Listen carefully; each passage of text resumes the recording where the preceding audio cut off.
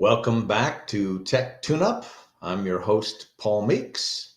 I'm brought to you by my friends in Detroit, Michigan with Benzinga, and here we are on their YouTube channel every Tuesday, 11:30 a.m. Eastern Time.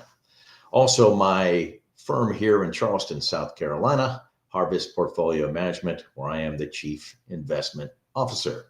But most people know me not for investing broadly, but for investing more narrowly in technology stocks. So in this program, as you know, we start with some individual stock stories and some stock tells. We get into my buy list and my watch list. Then we finish up with some tech trends. And then at the end, I take your questions. So please ramp them up. And honestly, if I can answer your question, of course I will. If I cannot, and you'd like me to, I'll follow up and get you an answer. So let's get to some of the stocks in the news this past week, including today. I am quite interested in Meta's new Llama 4 large language model launch. And I've said it before, one of the reasons I am so confident in Meta in the AI era is that it has a very powerful open source model. And I think over time, whether they're models from China or the United States or even elsewhere, that open models will reign. And of course, Meta comes with an advantage because it already has billions of monthly active users to capture. So among the Mag 7, they've all come down. Despite today, a little bit of a respite. I'll get to that in a second. This has been one of the few that I have been with. And of course, I look to buy more with its big drop in price because of that reason, among other reasons. Their core business is obviously highly profitable, free cash flow generative, and still growing at a pretty rapid clip. Next is OpenAI. And not that OpenAI had any particular announcements. Last week, I announced a few things about OpenAI, including their latest round of private company funding that values the company at $300 billion. And so that means if it was a publicly traded company today, it would be the 28th largest company by market cap in these United States. So it is an absolute monster. But this is interesting to me. OpenAI itself has invested in a company called Adaptive. And Adaptive is a cybersecurity software and services company that is trying to protect us all from deep fake video.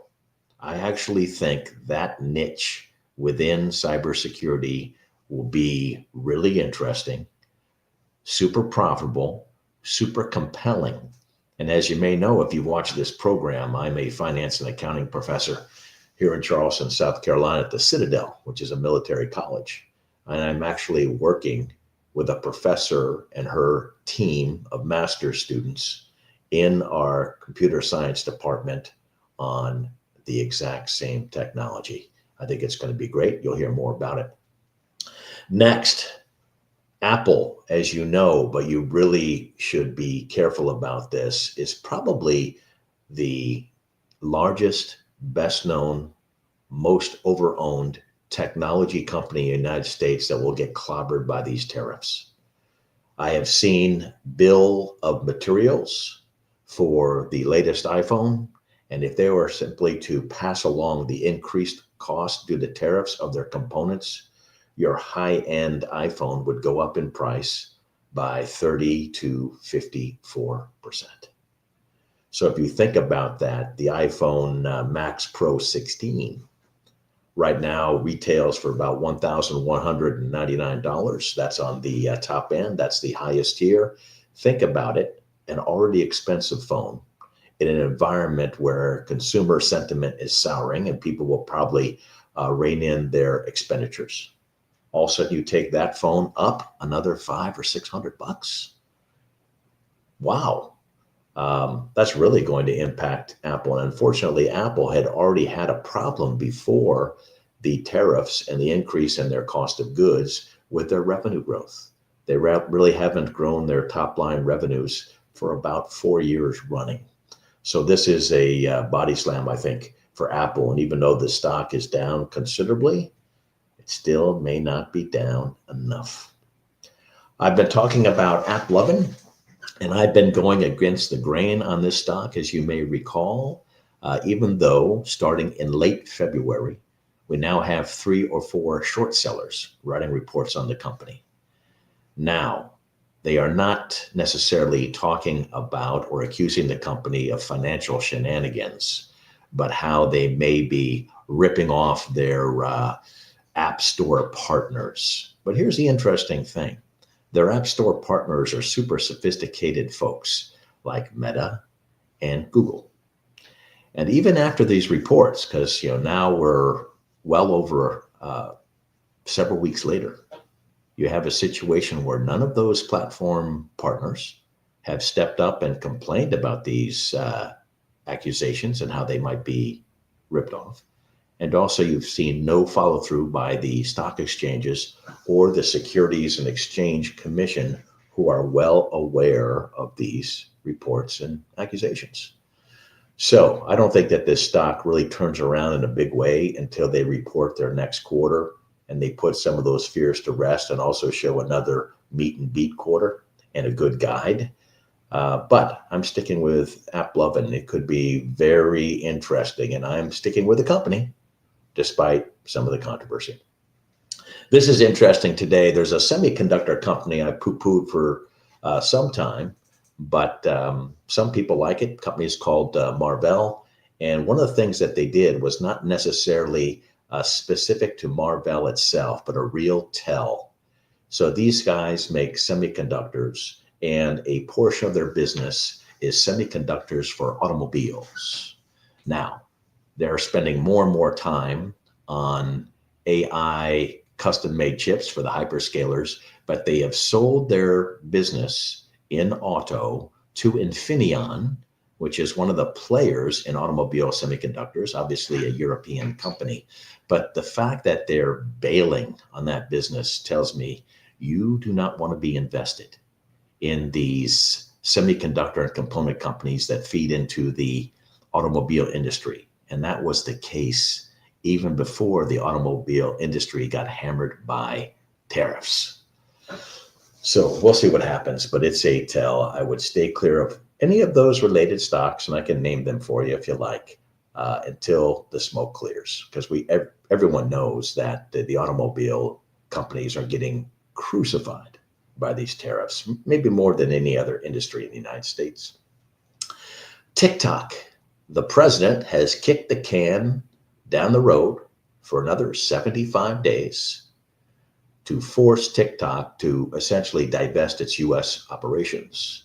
And this is kind of interesting. Maybe they couldn't come to a deal quickly enough. And the original deadline was last Saturday, because we do know there are 3 or 4 companies that are interested in purchasing these rights. And they include our friends at AppLovin and also Amazon, which both companies could probably get easily financed to support this deal. So there's still some consternation about this. We'll see what happens, but I've always told you that the divestiture of the U.S. operations of TikTok, which is owned by the Chinese company ByteDance, is very important, because out of about 350 million people we have in America, about half of them are on TikTok.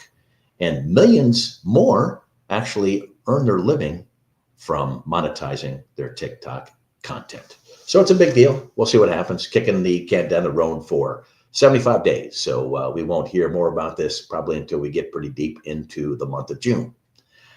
The last thing I wanted to talk about is Shopify. Shopify is kind of the Switzerland for vendors in e-commerce if they don't want to do business with Amazon. But I will tell you that they had a very interesting announcement today.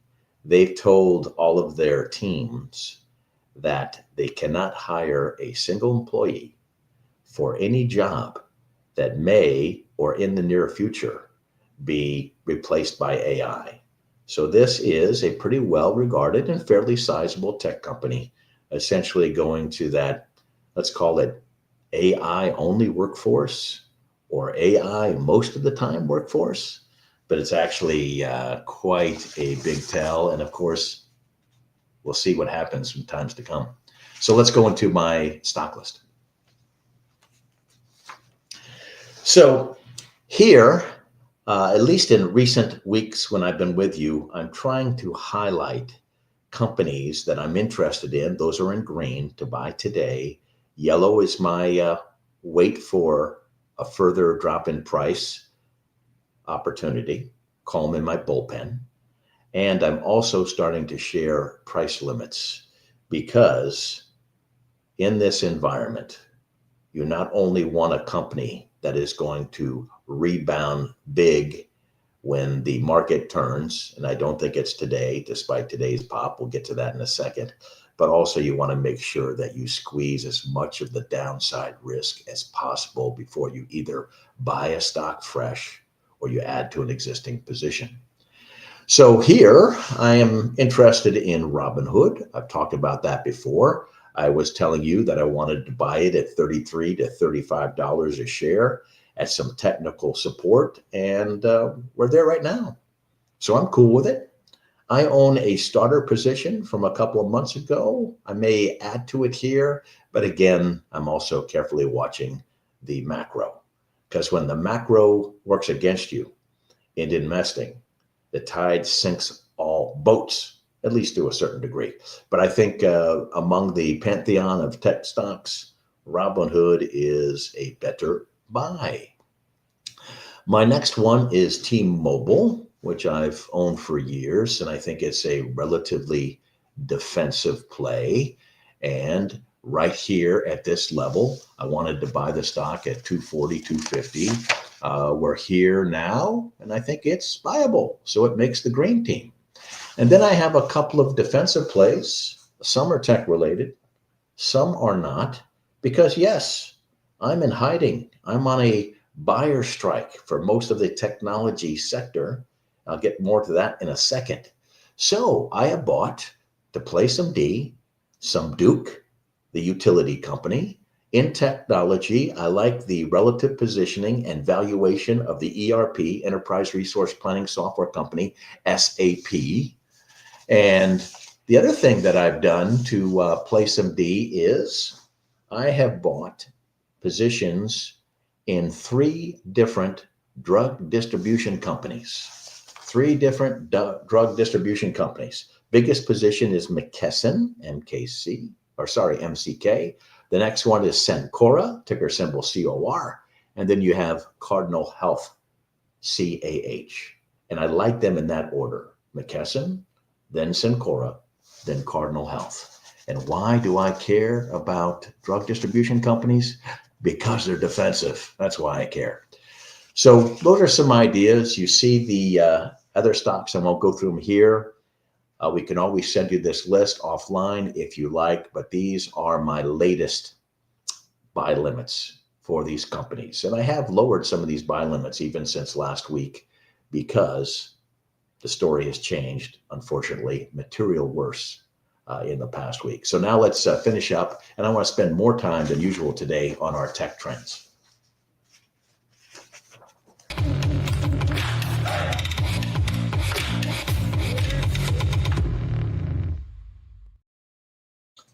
This is very interesting to me. You know how important interest rates are for tech investors and other aggressive growth investors.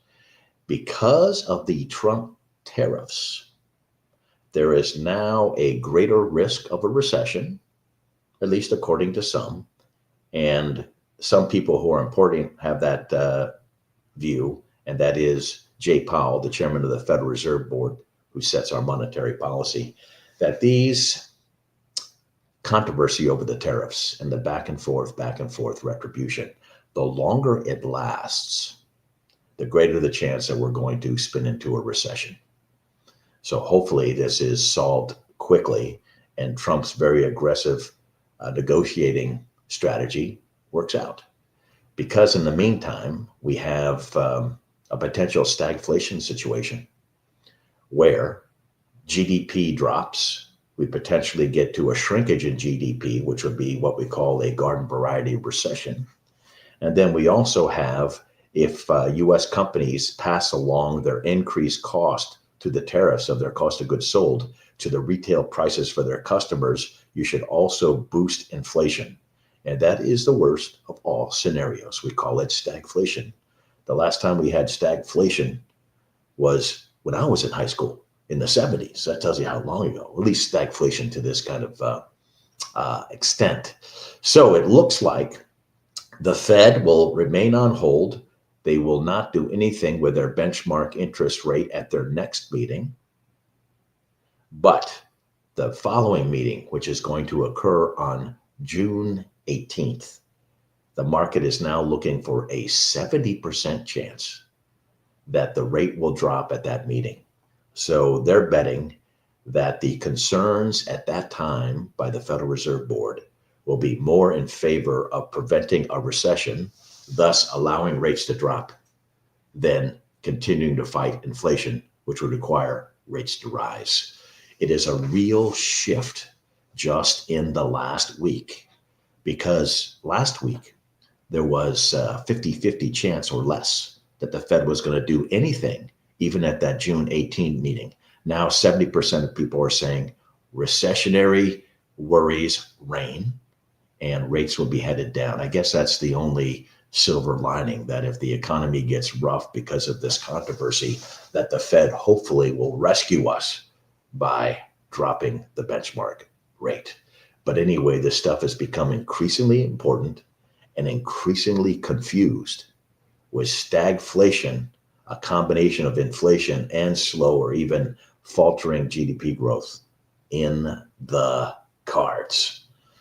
We'll see what happens. The other thing I was laughing about with our director and producer before this show is the fraying relationship between Musk and his bromance, Donald Trump, and some of their buddies.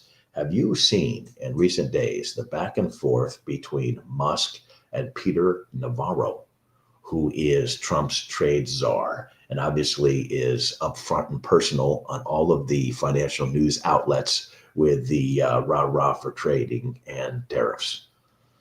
I think, and I've said this before, when you have two AAA personalities like Musk and Trump, and probably even Peter Navarro, the trade rep, and even Howard Lutnick, our commerce secretary, who's also kind of the front man for tariffs, that don't you think that these personalities will clash, right? They all want to be king of the hill. They all have an agenda.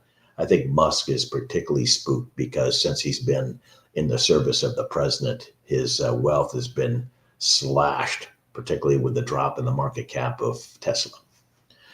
So it'll be very interesting. And if that relationship phrase, we may unwind some of this euphoria about the combination of business and the executive branch in Washington, D.C., which is one of the reasons when it looked like Trump was going to win the election in the middle of October last, that the stock started to rise. What happens if it has enough voices? Because you're also seeing a lot of very reputable investors, people like Bill Ackman, the hedge fund king, the CEOs of some big institutions are now, and they're typically Trump supporters, these folks, or at least they had been in the past, are now poo-pooing the tariffs.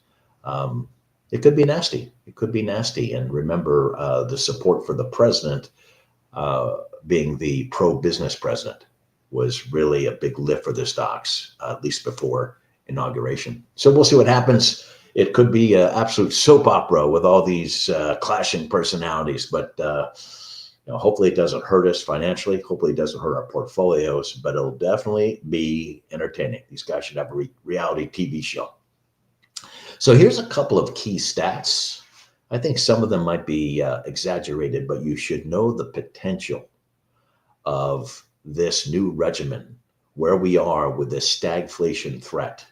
Because consider this, number one, at the end of 2024, on a blended basis, U.S. tariffs were 2%.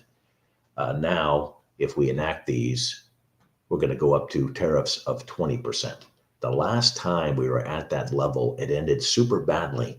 That was with the 1930 legislation of the Smoot-Hawley tariff, which probably didn't cause the Great Depression back then, but it definitely extended it. So keep an eye on that. Other economists are saying that inflation will rise. Right now it's about 2.5%, could rise to 4.4% when all this is said and done. And the US unemployment rate, currently at 4.1%, could rise to 5.5%. And remember, Jay Powell and company at the Federal Reserve Board, ever since 1913, have had a mandate that is twofold. One is to halt inflation, and the other one is to lower the unemployed. And so that freaks them out too, right? That the unemployment rate would rise in this country. So I will tell you that the last thing is some experts think that these new strategies could knock 1 to 2% off of U.S. GDP this year, U.S. gross domestic product, our economy.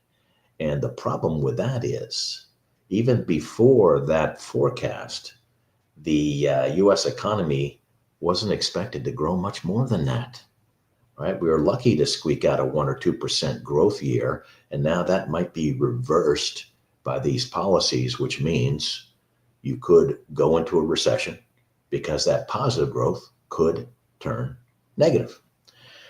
So with all that data, with all those caveats, I continue my takeaway message from last week is I realize and am grateful for the pop in the tech stocks today, but I am still on a buyer's streak. Sorry, a buyer strike. Buyer streak would be the other way. And I have given you some ideas with buy limit prices that are typically at technical support low. So I have a big cash hoard. I'm playing defense. Why is this tech guy buying, the shares, 3 different shares of healthcare distributors? Well, I'm playing D. And so I would not get lulled into last week was the bottom of the tech market. And now that we're back to the races, at least today, that all is well. Because nothing happened today that is a fundamental change. Maybe some rumors, but nothing concrete.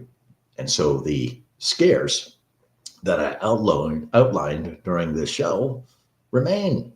So hopefully, maybe last Friday was the trough in this cycle for some of these names. But I doubt it. I would be able to take a stand and be more concrete with a aggressive buy recommendation if I had some clarity. And you know what? Give me horrible news. As long as it's horrible news that I'm certain of, I'm cool with it. I can absorb it. I can plan for it. But the uncertainty reigns. And does anybody think that we're going to solve this uncertainty, solve this chaos anytime soon? And remember, our biggest trading partner, the one who we're supposed to be scaring the most, has come right back immediately, no thought, and done a even bigger tariff on us right back, and that's China. So I don't know, unless we solve that, we could be in some trouble. So with that in mind, please sit on your hands, don't get anxious, try to go through your portfolio and concentrate it on those long-term winners. I don't think that this particular bounce today is going to last. I hope I'm pleasantly surprised, but I doubt it. There's too much uncertainty out there. And despite all the other folks like me that you see in the business media, sometimes you just do nothing. Sometimes you just do nothing. Buy or strike, and that's where I am now. So if you have any questions, let's handle them.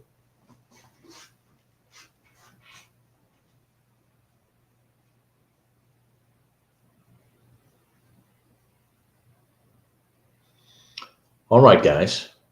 Well, if there are no questions, maybe everybody has, here comes a couple things. Hi, Paul. Hey, looks like it's Pete. How you doing, Pete? Would you consider Meta and Google 2 Tech Mag 7s who would be relatively isolated by huge Chinese tariffs? Meta, yes. Google, probably no. Now, I own both stocks, but I would only buy Meta here, because here's why. As I outlined, I think that we could actually spin into a recession based on all these problems. And if we have a recession, what happens is companies will cut their advertising budgets. That's one of the first things that they cut, because they're going to have to cut costs to survive. And so, even though Meta and Google are working on all kinds of interesting things like AI, and I have more confidence in what Meta is going to come out on the other side of the pipe with AI than Google, they both, until further notice, drive all of their revenues, earnings, and cash flow from digital advertising. And the problem is, if we have recession, that growth, maybe it doesn't shrink, but that growth in digital advertising will fall. It'll hurt both companies.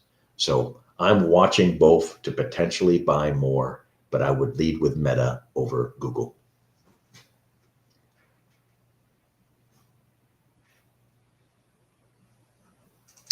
What are your thoughts on Upstart? Keith, you might have asked me this before. I reported back, and I wasn't too pumped. I think in this environment, maybe I wouldn't sell the shares, but this is not one that I would bottom pick. Even if I held the stock and I owned it at a higher cost basis, I think you could do better with fresh capital, even if you kept that Upstart a small position.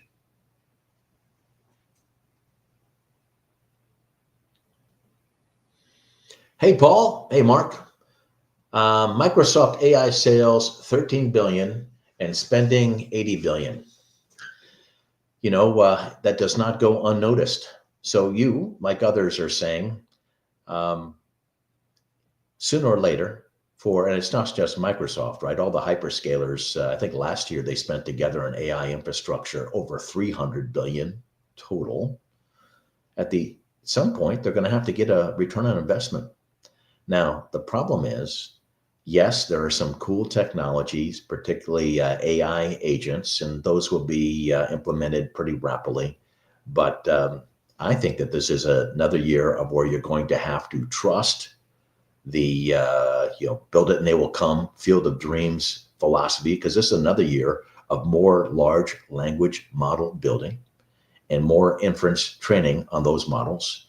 And because the AI infrastructure is primarily driven by the hyperscalers, I think all of them, when they announce their quarters, and they'll be announcing their quarter in a couple of weeks, except for Microsoft, who I do think will make some cautious comments about the spending, I think the other ones will reconfirm their spending and make people feel better that we're not at the, essentially the popping of the bubble.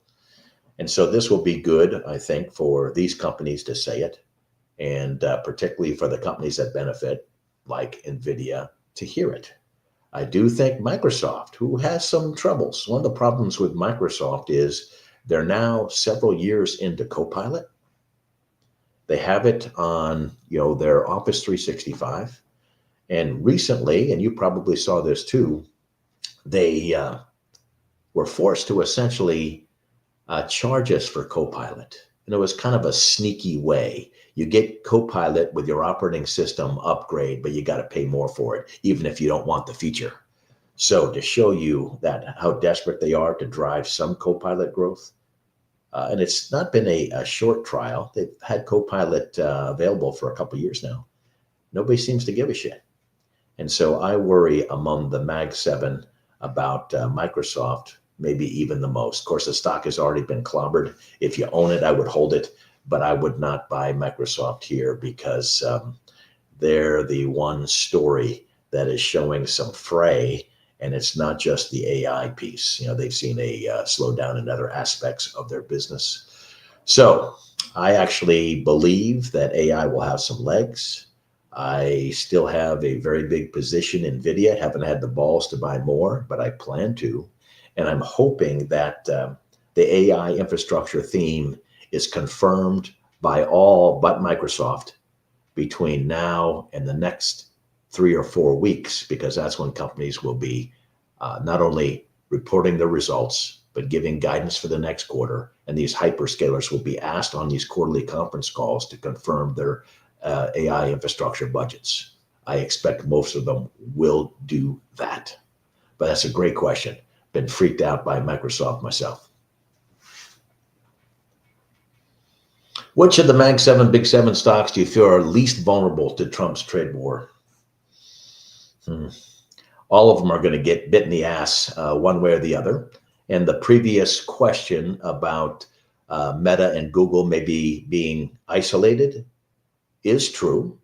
However, if we have my scenario where not only are we worrying about the tariffs and the increase in the cost of goods sold, which the worst case scenario is Apple, but if we have that spinning into a recession, then you would say maybe not directly because they're not manufacturing companies, but indirectly when we have a recession and their revenues drop for another reason, all these guys are going to get hit.